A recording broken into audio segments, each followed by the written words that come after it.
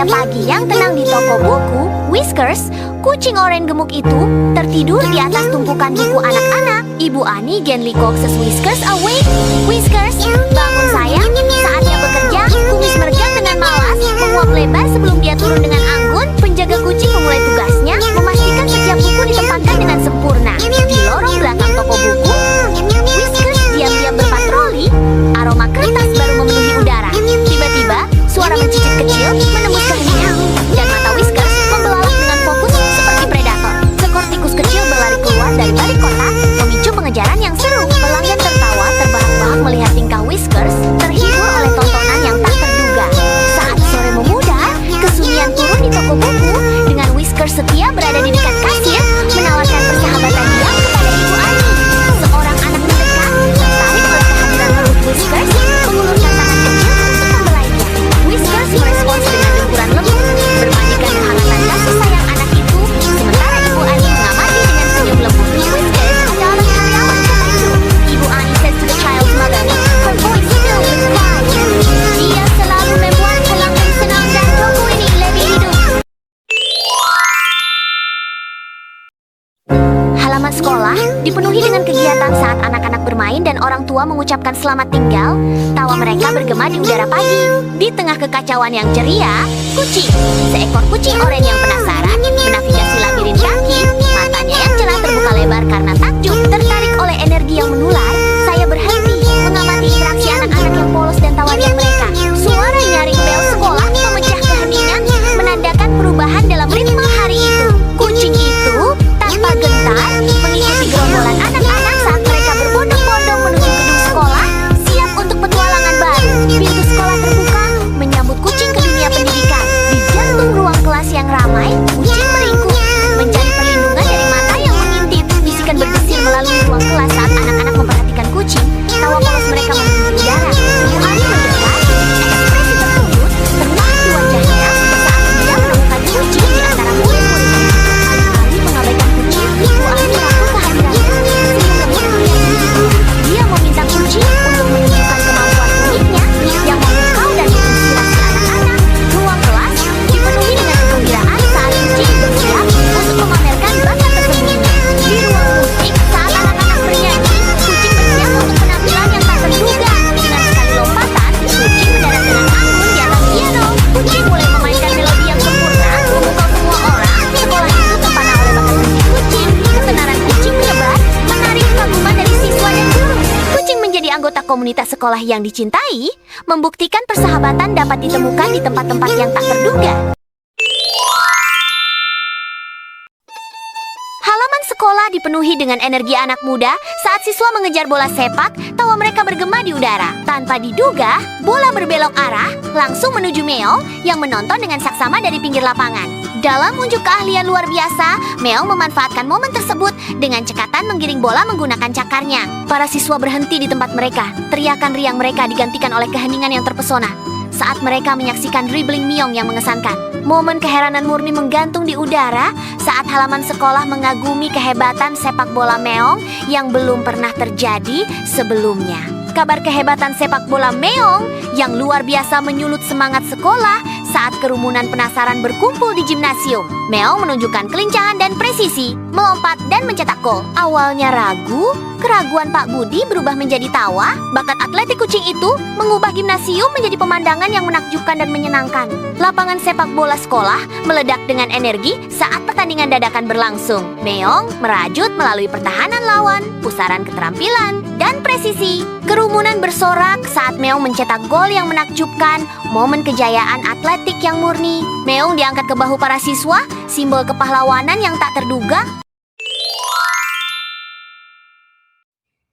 Di danau-danau, Whiskers berjalan di sepanjang pantai, matanya berbinar dengan rasa ingin tahu. Sebuah perahu kecil yang diikat ke dermaga menarik perhatian Whiskers, memicu keinginan yang tak tertahankan untuk menjelajah. Didorong rasa ingin tahu, Whiskers melompat dengan anggun ke atas perahu, cakarnya mendarat lembut di papan kayu. Begitu berada di dalam, Whiskers mengamati sekelilingnya yang baru dengan keheranan mata lebar, indranya meningkat. Di danau yang tenang, Whiskers secara tidak sengaja menyenggol dayung, membuat perahu hanyut. Penasaran, Whiskers mulai bermain dengan dayung, menemukan kegunaannya. Perahu berputar-putar tak menentu saat Whiskers berjuang untuk mengordinasikan dayungnya.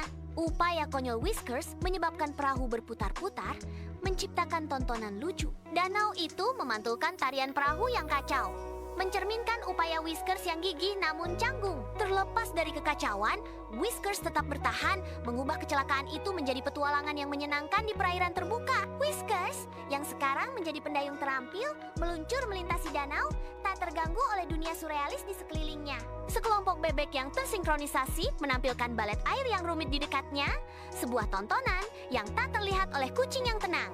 Seorang nelayan menatap dengan mata terbelalak, yakin Whiskers hanyalah khayalan dari imajinasinya yang terlalu panas. Tanpa gentar, Whiskers melanjutkan perjalanannya, mendayung terus, seorang pelaut yang penuh teka-teki di lautan keanehan.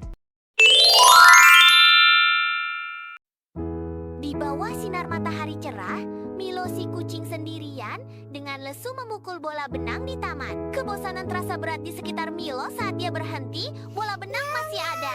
Gerakan sekilas menarik perhatian Milo. Quack, si anak itik berjalan lebih dekat. Quack mendekat, rasa ingin tahunya terusik oleh kucing yang menyendiri.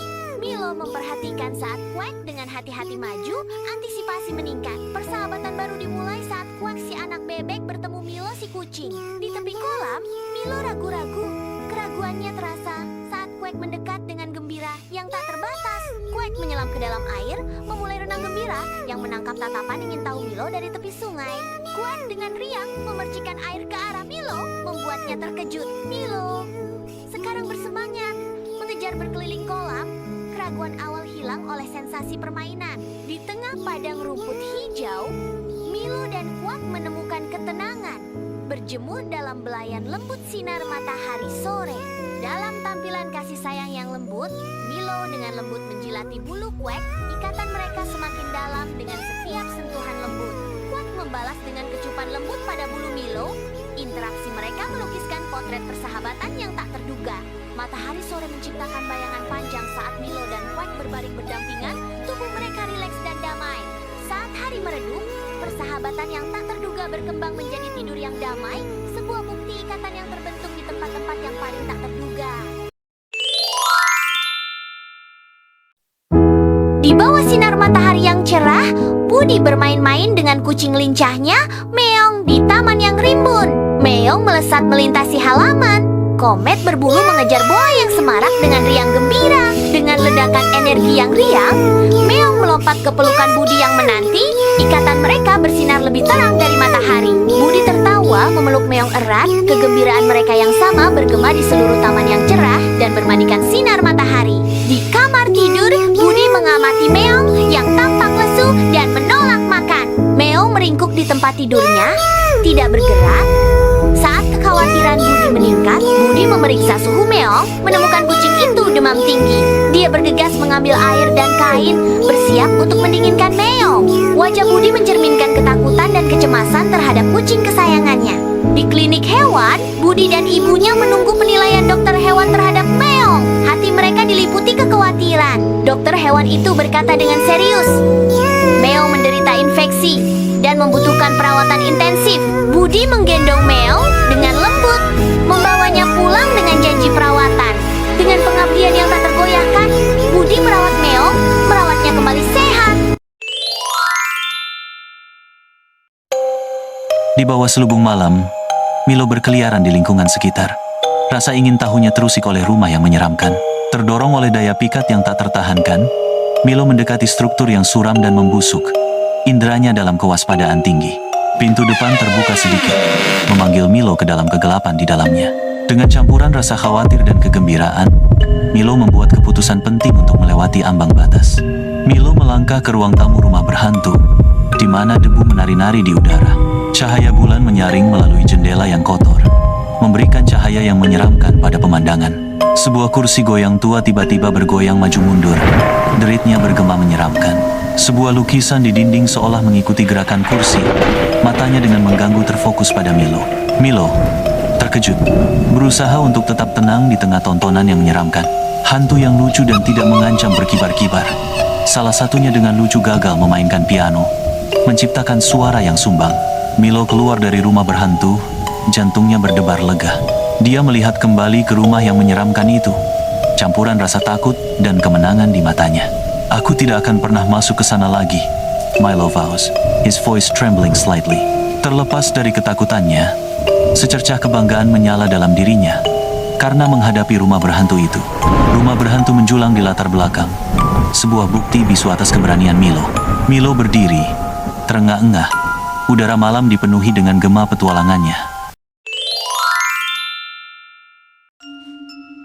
Sebuah desa terpencil terletak terselubung dalam kegelapan.